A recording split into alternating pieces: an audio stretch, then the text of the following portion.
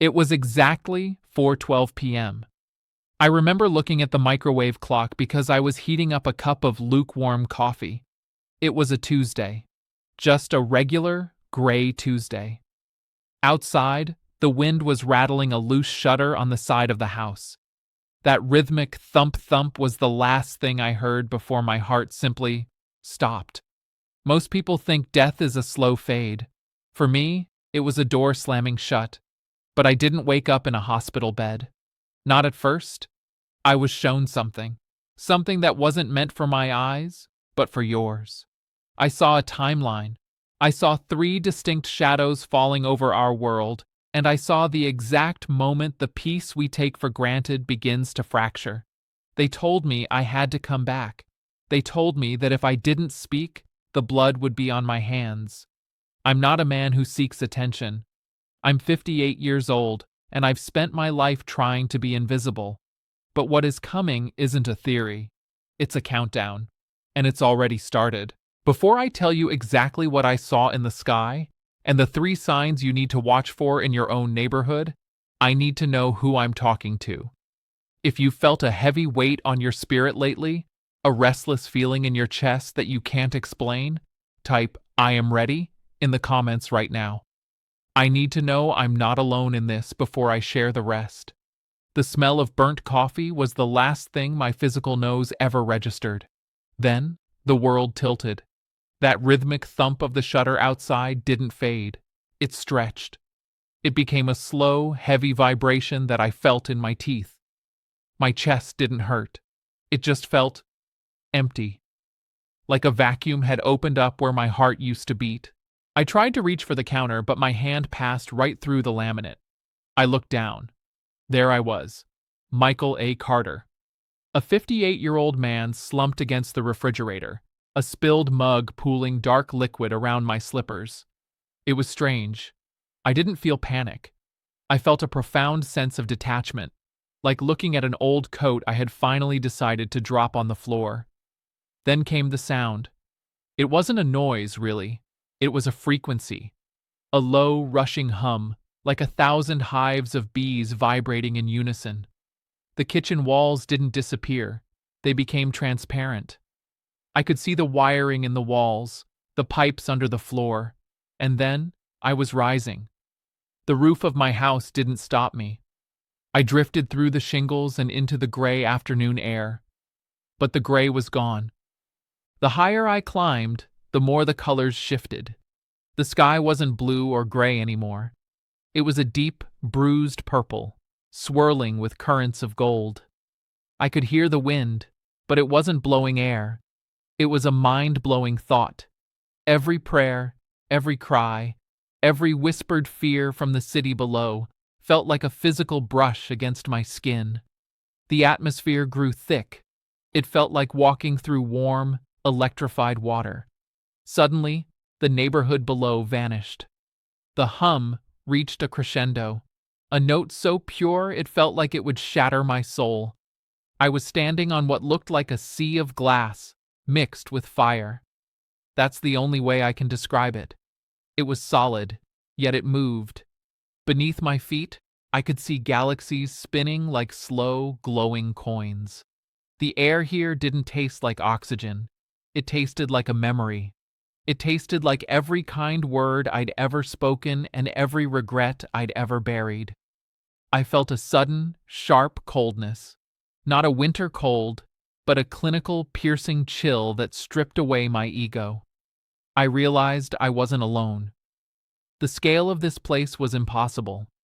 I felt like an ant standing in the middle of a cathedral that stretched for 1 billion miles.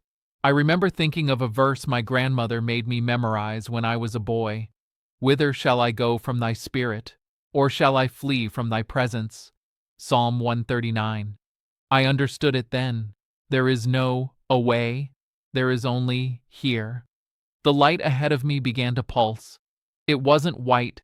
It was a color that doesn't exist on Earth. A vibrant, living amber that breathed. As I moved toward it, the weight of the warning began to press into my mind. I wasn't there to stay. I was there to be shown the blueprint of what happens next. I heard a voice, It didn't come from a mouth. It echoed from the very floor I stood on. "Michael," it said. The sound of it felt like a heavy weight pressing on my shoulders, yet it was the most peaceful thing I've ever known. "Look at the horizon. Look at what they are doing to the hedge." Everything turned cold again. A metallic tang filled my mouth, like sucking on a copper penny. The vision was about to begin. The amber light intensified until I couldn't look away. The sea of glass beneath me began to ripple, acting like a giant cinema screen. But I wasn't just watching. I was inside the images. I felt the heartbeat of the world, and it was racing. It was the heartbeat of a creature in a trap. The voice spoke again, vibrating through my very essence. "The seasons of man are shifting, Michael. The shadows are lengthening, and the world sleeps. You must show them the markers of the midnight hour." Then, the first sign appeared. Sign 1, the dancing skies and the silence of the birds. I saw the sky over a major city. It wasn't the sun causing the light. The atmosphere began to shimmer with strange, iridescent ribbons of green and blood red. An aurora, but in places where auroras don't belong. I saw people standing in their front yards, holding up their phones, filming the beauty of it. They were laughing. But then, a sudden, terrifying silence fell. I noticed it immediately. The birds. Every bird in the trees, every crow on the wire, they just stopped. Then, they fell. Not dead, but grounded, as if the very air had lost its ability to hold them. The voice whispered, "When the heavens paint the earth in colors of old blood, and the winged creatures refuse to fly, the first seal of the transition has been broken." Sign 2, the currency of dust. The vision shifted. I was standing in a grocery store. The shelves were full, but the atmosphere was heavy with panic. I saw a woman trying to pay for bread. She handed over a stack of bills, but the cashier pushed them back. The paper didn't look like money anymore. It looked like common scrap. I watched as people looked at their phones, and their faces turned ashen. I felt a wave of coldness hit me. A temperature drop so sharp it felt like ice water in my veins. I saw a digital 0 flashing on millions of screens simultaneously. It wasn't a glitch. It was a deletion. I remembered the words from Revelation. "A measure of wheat for a penny, and 3 measures of barley for a penny."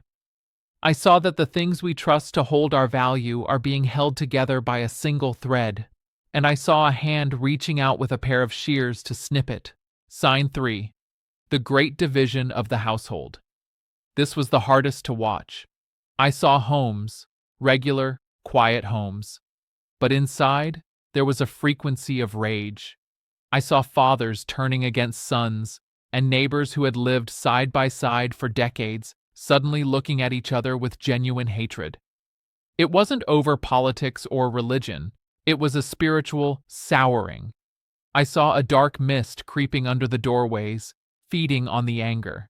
This wasn't a social movement. It was an atmospheric shift. The voice told me, "The hedge of protection has been lowered because the hearts have turned to stone. When the brother no longer knows the brother, the final hour is at the door." I felt a sudden, overwhelming grief. I cried out, "Is there no way to stop it?" The light pulsed, turning a deep, comforting gold. I felt a warmth wrap around me, like a heavy wool blanket on a winter night. I smelled the scent of crushed lilies and frankincense. It was so thick I could almost taste it. "The storm is necessary," the voice said, "but the remnant will have a light that the darkness cannot comprehend. You must tell them, the signs are not to cause fear, but to cause awakening. If they see the colors in the sky, if they see the shaking of the gates, they must not look at the earth. They must look up." I saw the earth from a distance then.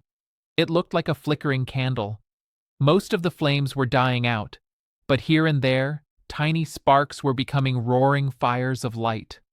These were the people who were ready.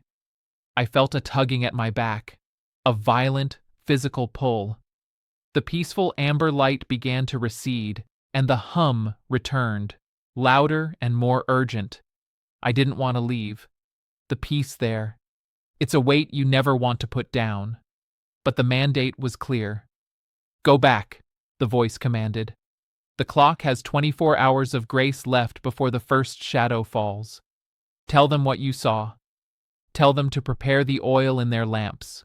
The transition back was not gentle. It felt like being pulled backward through a narrow glass tube. The vibrant amber light snapped into a single white dot, and then slam. I gasped, my lungs burning as if I'd been underwater for an hour. The floor of my kitchen was cold. My face was pressed against the linoleum, and the puddle of spilled coffee was soaking into my shirt. The microwave clock read 4:14 p.m. Only 2 minutes had passed in this world, but I had lived a lifetime in the other. I sat there on the floor and sobbed. I wasn't crying because I was alive. I was crying because I had to leave that peace. I felt the weight of the warning like a physical lead bar across my shoulders. The air in my own home felt thin and fake, but I remembered the mandate. I remembered the urgency. If you are watching this, it is not by accident. You were led here because your spirit is one of those sparks I saw from the heights. You have a role to play in the coming days, but you must be prepared. The voice gave me a survival protocol, not for your bank account, but for your soul and your household. Here are the 3 steps you must take immediately. Step 1. Sanitize your sanctuary. The souring I saw, the dark mist entering homes, feeds on discord. Go through your house tonight. If there is unspent rage, if there is a grudge you are nursing against a family member, drop it. Not because they deserve it, but because that bitterness is a beacon for what is coming. Speak peace over your rooms, literally. Walk through your home and declare it a place of the Most High. Step 2. Focus on the 91st shield.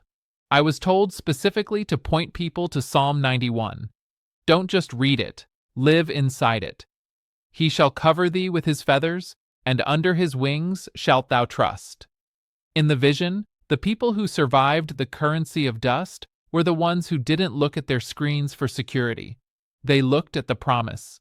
Make that scripture your daily bread. Step 3. Establish the neighbor watch. Spiritually, we are entering a time where the brother won't know the brother. Defy that. Check on your neighbors.